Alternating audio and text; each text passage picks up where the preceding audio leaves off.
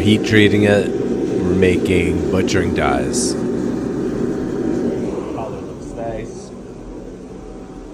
Let's go put it in the oil. Parts 50. Gonna let it cool off a little bit. There we go. Dumping it into the oil drops the temperature of the steel and makes it hard. That's a big block of steel, so it's gonna take a while for it to cool off. Let it soak and disturb the oil, move it around for a little while.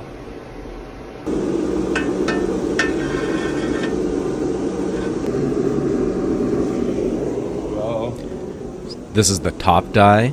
It gets used in a guillotine, which is a blacksmithing tool, and we'll be striking on the duller side, that's the part that's not bright.